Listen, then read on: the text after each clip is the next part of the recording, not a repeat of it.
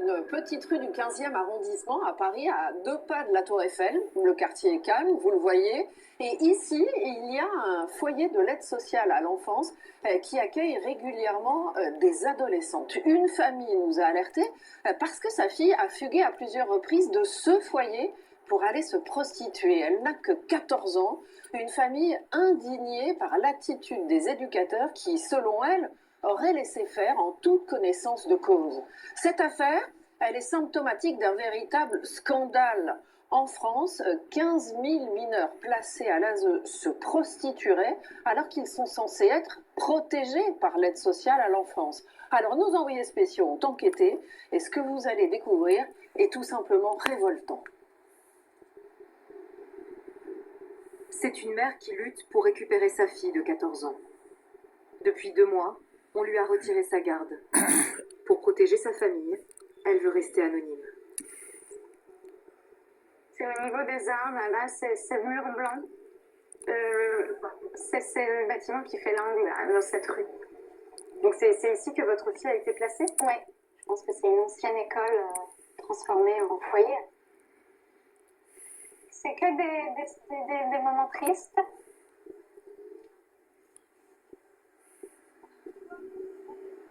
Voici le foyer de l'aide sociale à l'enfance où sa fille a été placée après avoir fugué de chez elle en juin 2025. Sa famille publie des avis de recherche sur les réseaux sociaux. La police la retrouve, mais l'adolescente accuse ses parents de violence. Elle leur dit qu'elle a été battue, violentée par ses parents et donc tout ça résulte d'une suspicion de violence à la maison. On place une enfant sans avoir interrogé ses parents. Des parents qui nient catégoriquement toute violence à l'encontre de leur fille. Donc, si vous voulez, les parents en froid ou en conflit avec des adolescents, ça arrive.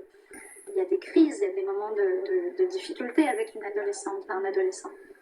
Finalement, il n'y a pas d'enquête puisque soi-disant violence à la maison et il n'y a pas d'enquête. Il y a juste une rencontre avec l'aide sociale à l'enfance où on nous écoute pendant 2 heures et on crie notre amour, au contraire, pour notre fille. Et que surtout, on voit que tout de suite, ça déraille très vite. Les parents n'ont plus le droit de parler à leur fille. Ils n'ont aucune nouvelle en dehors des publications qu'ils voient passer sur les réseaux sociaux. Tout le mois de fin juillet, août, vous voyez ces messages que notre fille envoyait sur Snapchat qui parlaient beaucoup de tout ça, de prostitution, de viol même, de l'enfer des stupéfiants, des messages qu'elle a republiés sur ses stories Snapchat et TikTok. C'est tout ça qui est très très alarmant. Les parents engagent alors un détective privé, dépensent 35 000 € et découvrent que leur fille de 14 ans sort chaque soir de son foyer jusqu'à 5 h du matin. Voici le compte-rendu d'une soirée de surveillance de l'enquêteur. 21h51. La jeune fille quitte le foyer. 22h32. Plusieurs hommes l'interpellent à hauteur des grilles d'un square. 22h35. La jeune fille est rejointe par l'un des hommes âgés d'une vingtaine d'années. 22h50. L'homme est aperçu entrant dans un hôtel. Minuit 53. La jeune fille quitte seule l'hôtel. Elle se dirige vers le foyer. Vous comprenez qu'elle est possiblement dans des réseaux à ce moment-là? On n'a pas envie d'y croire et on pense que malheureusement il y a eu des faits suffisamment graves pour parler de cas de prostitution. À aucun moment dans votre vie vous n'avez pu penser que vous seriez face à ça, quoi. Jamais. Jamais. La mère et le père appellent alors l'aide sociale à l'enfance, l'ASE, responsable du placement de leur fille, pour demander des explications. Voici la conversation qu'ils ont enregistrée ce jour-là. Bonsoir, madame. Oui, patron. Je m'en plus, je pense que dans un réseau de prostitution. Oui. Oui. Est-ce que vous avez des structures où les jeunes n'ont pas la possibilité de sortir la nuit et où la téléphonie est retirée? Et là, j'ai envie de vous dire, on a une pandémie de jeunes filles. On a vu des vidéos. Il y a le sujet, c'est aussi de protéger une enfant malgré elle. Hein. Alors ça, Sinon, mais parce que sinon, on la laisse dans les mains des proxénètes. mais même les juges pourront vous le dire. Enfin, je veux dire, on est confronté dans un océan de néant par rapport à ces profils-là, et en France. On est face à des gens qui sont certainement conscients qu'il y a ce problème qui existe, mais finalement, sont des jeunes filles placées, invisibilisées en quelque sorte. Donc, en attendant, on continue le cauchemar, on continue la mise en danger, on continue ma fille livrée à des types dans la rue. Enfin, l'ASE, c'est une zone de non-droit en fait. C'est une zone où les jeunes sont livrés à eux-mêmes en fait. Et ça, la juge ne peut pas ignorer ça. Mais si vous voulez, quand la juge nous dit prostitution ou pas prostitution, je maintiens votre fille en placement, ça ne marche pas en fait pour moi. Il y a quelque chose qui ne fonctionne pas. Je ne peux pas entendre ça. C'est un scandale. La juge a prolongé le placement de sa fille jusqu'à fin janvier 2026. Seule la protection de l'enfance de Paris est habilitée à s'exprimer. Elle a refusé notre demande d'interview, mais elle dit avoir signalé les fugues et l'exploitation sexuelle à la police et à la justice saisie de l'affaire. En avril 2025, une commission d'enquête parlementaire a dressé un constat accablant. En France, sur les 20 000 mineurs prostitués, 80% d'entre eux sont placés, et donc sous la responsabilité de l'aide sociale à l'enfance. Ces jeunes sont censés être protégés et deviennent pourtant les proies des réseaux d'exploitation sexuelle. Mais comment les foyers de la protection de l'enfance sont-ils devenus des hauts lieux de la prostitution ? Dans un autre quartier de Paris, Aïssiana, 18 ans, a décidé de briser le silence. Elle aussi a connu l'enfer de la prostitution dans le foyer où elle était placée. Elle avait 13 ans. J'étais dans un foyer pas très loin. C'est ça, il est à droite.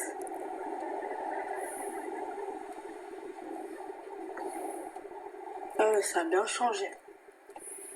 Donc c'était où ta chambre ? Je pense pas qu'on peut la voir d'ici, mais elle était en haut, au fond. C'était comment les conditions de vie à l'intérieur ? On avait 20 € d'argent de poche. Le problème, c'est que cet argent-là, on le voyait presque jamais. Et c'était 20 € par mois, par semaine ? Par mois. Pour faire face à cette précarité, Aïssiana dit ne pas avoir eu d'autre solution que la prostitution. Et ton premier client, tu l'as eu vers quel âge alors ? 13 ans. J'étais très jeune, ouais. Les garçons dans le foyer, c'est la vente de drogue. Et dans les produits illicites, les filles, majoritairement, c'est la prostitution. Et t'achetais quoi avec cet argent-là ?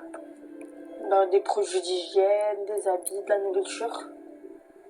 Est-ce que les éducateurs, ils savaient tout ça ? Ouais. Ils nous disaient d'arrêter ou qu'on puisse faire autrement, mais on leur disait dans ce cas-là, qu'ils nous donnaient de quoi manger, donnaient des vêtements et peut-être qu'on ne le ferait pas. Mais non, il n'y a pas d'argent, bah ok, on va le trouver ailleurs. Pourquoi son foyer n'a-t-il rien fait pour la protéger ? Aujourd'hui, Aïssiana veut comprendre. Bonjour. Est-ce que la directrice, elle est là ? La directrice, c'est moi, mais après, je me sens... Vous êtes le directeur d'en haut ou d'en bas ? De tout. De l'ITEP ? Et de haut et d'en bas. J'étais une jeune, je sais pas si on vous a parlé de moi. Parce qu'en fait, on fait un reportage pour France 2 pour Envoyé spécial sur son parcours de l'ASE et aussi parce que elle s'est aussi prostituée pendant ce parcours et on s'interrogeait sur est-ce qu'il y a beaucoup d'enfants qui sont placés et qui en viennent à avoir recours à la prostitution. Alors, je ne sais pas si c'est le cas aussi. En fait, on a ici. changé le public, c'est-à-dire que les ados ne sont plus là et là, nous avons les tout petits. Et vous confirmez qu'il y a des enfants qui se prostituent ? Bien sûr, ouais.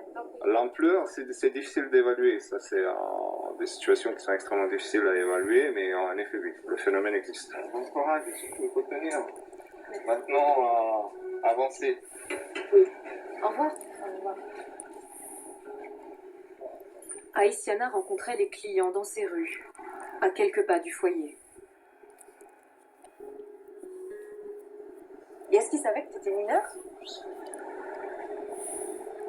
Ça les gênait pas, au contraire, je pense. Ils savent ce qu'il faut. Hein. Et je leur disais que j'avais 15 ans, 16 ans. Ils disaient, ah ouais, tu les fais pas, tu l'as déjà fait, t'es vierge. Et ils savaient que t'étais en foyer? Ouais. Mais ils savaient qu'en tout cas, j'avais besoin d'argent et que oui, j'étais en foyer. Aïssiana habite désormais dans un studio payé par l'ASE et suit une formation dans les métiers de la petite enfance. Elle a arrêté de se prostituer à l'âge de 17 ans. Ce jour-là, elle croise une voisine de son ancien foyer. J'adore les chiens. Elle aime les câlins. Hein. Elle demande comme ça. Ah ouais. Bah oui. Bah oui, pour elle. Quand on subit de la violence, après on demande que des câlins. Merci beaucoup. De rien, ma belle. Sois bénie. Et pense à ton avenir, ma chérie, surtout. Pense à toi. Même si la vie elle est dure, on a des étoiles comme vous quoi, qui passent. Et ça fait du bien, on en a tous besoin. On fait un pas de toi et moi, on prend soin l'une de l'autre.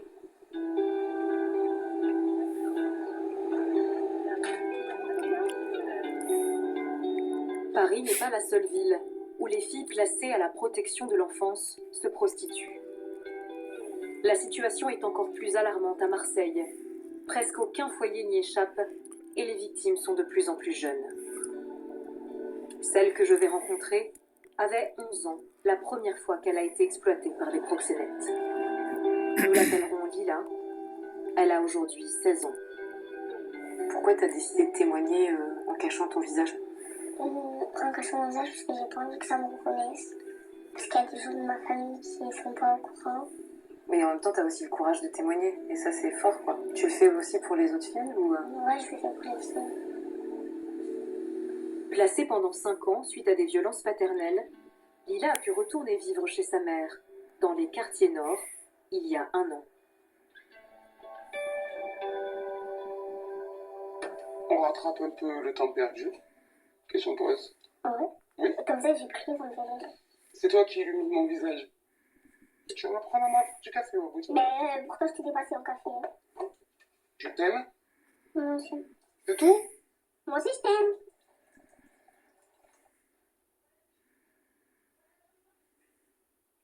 Là, c'est moi.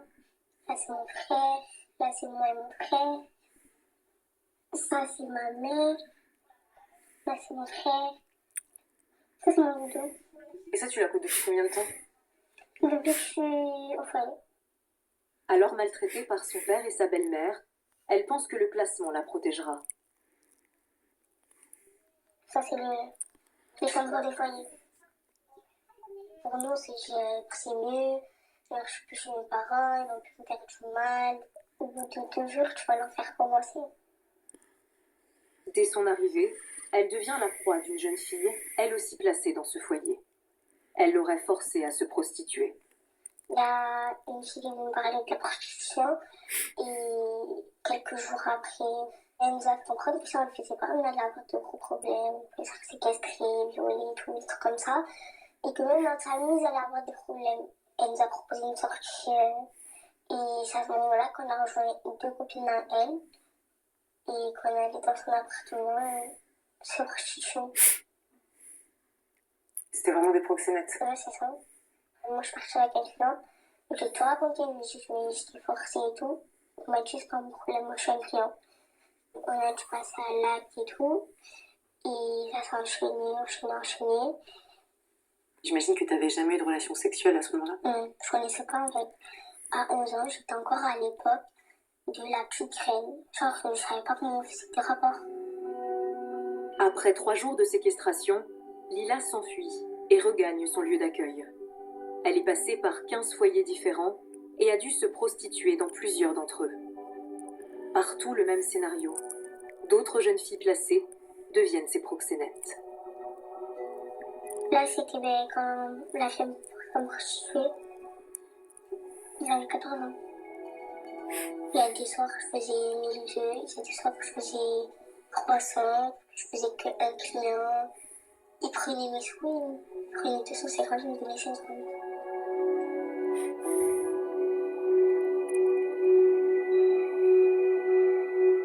C'est cette vidéo qui me choquait.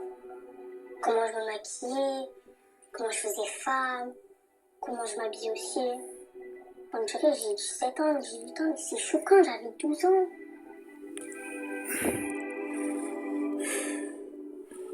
D'après la mère de Lila, l'aide sociale à l'enfance ne l'aurait jamais alertée.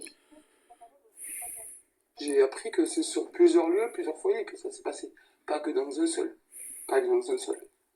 Pendant des années, on m'a dit, vous inquiétez pas, on s'occupe d'elle. Pas du tout. Pas du tout. En tout et pour tout, ils ont une responsabilité parce que j'étais quand même présente. Ils auraient pu m'appeler, me parler. Ils auraient pu aider la petite. Parce qu'elle a crié plus d'une fois des signaux d'alarme. Plus d'une fois, elle a dit, il y a des problèmes, il y a des problèmes, il y a des problèmes. Il se passe ça, personne n'a jamais rien fait. Je suis révolté, je peux pas leur pardonner. Pour prostituer les jeunes adolescentes comme Lila, les proxénètes filles ou garçons utilisaient un site internet ouvert à tous.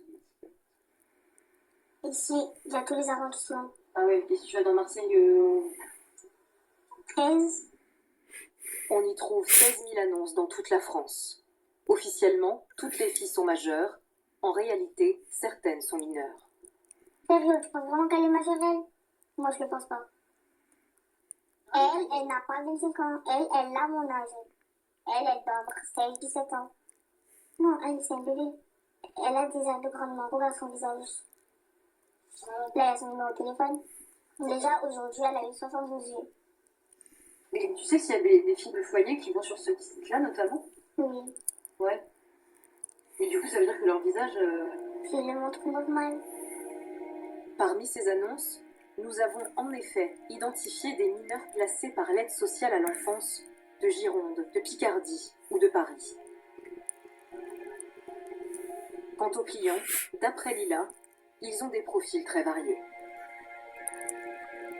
C'est des gens de tous les âges, des pères de famille. De tous les âges, de tous les métiers, de toutes les situations.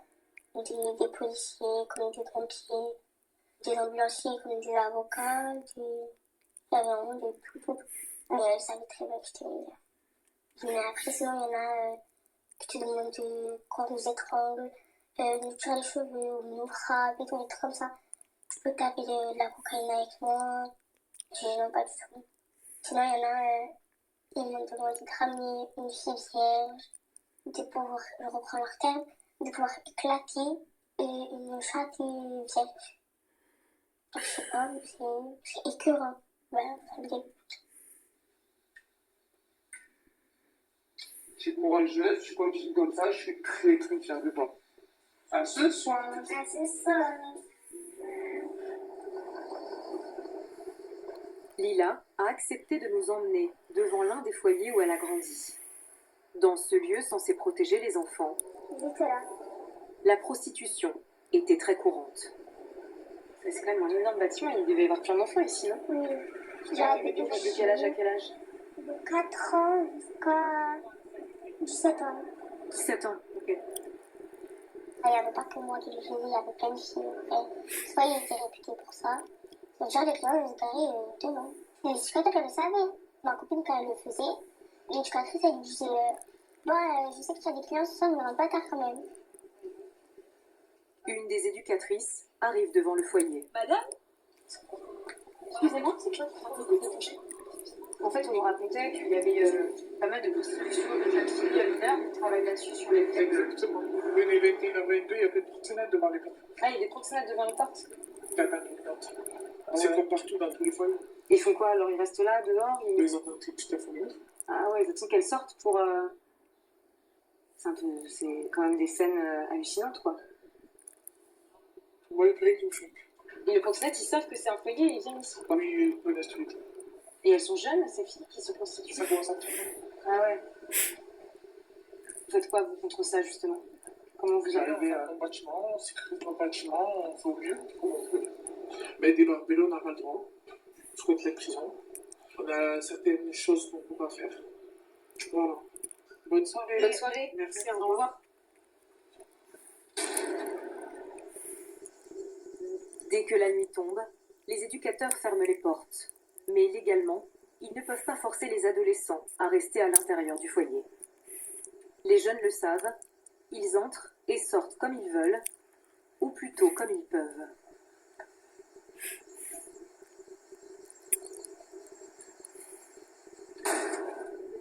C'est super facile en fait pour les jeunes de rentrer, même un trottinette qui rentre dedans. Pas dans ce foyer, mais j'ai déjà des trottinettes rentrer. Après, ils nous disent que le foyer est protégé, mais il est protégé par quoi? 3 heures ont passé. Aucune jeune fille n'a quitté le foyer ce soir-là, mais des véhicules rôdent. Des fois, c'est des trottinettes. En moto? Et rien que déjà de cabrer devant un foyer. Quand tu vas cabrer devant un foyer, sachant que tu sais qu'il y a des filles. Tu vois, c'est... En fait, ils font ça pour attraper les filles. Pour que les filles, elles sortent du foyer. Ah ouais, tu penses qu'ils font du bruit extra devant le foyer, ouais.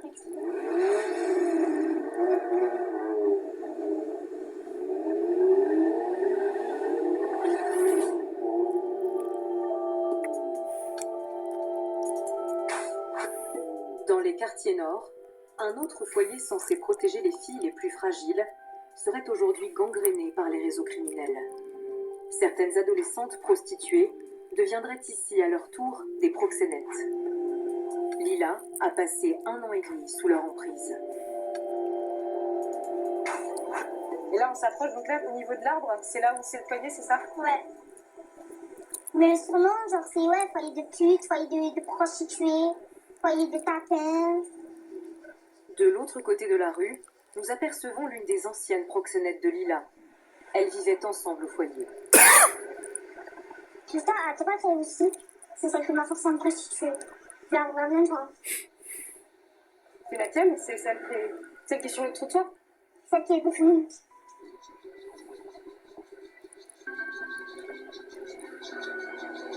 Mais elle organisait les passes, tu veux dire? Ouais. Elle trouvait ses clients. Ouais. Donc, elle est pas d'accord. Y a-t-il toujours des proxénètes parmi les jeunes filles placées dans ce foyer? Pour le savoir, je me suis faite recruter dans cet établissement avec le diplôme d'animatrice que je possède. Équipée d'une caméra cachée, je vais y travailler pendant 5 jours.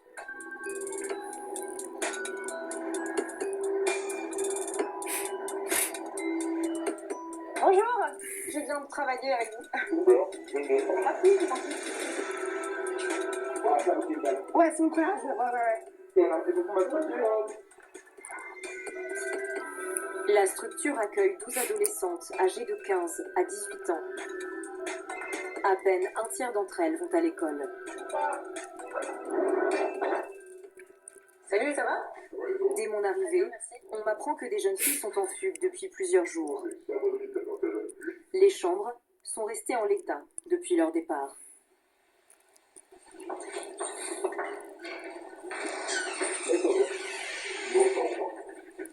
Oula. En plus, ça sent une odeur un peu... Ah là là. Ah ouais, elle laisse carrément de la bouffe et tout. Elle fume des pétards, non? Tout est fumeuse, elle fume de la chambre. Elle, c'est une grande fumeuse, par contre. Une fumeuse de bruit.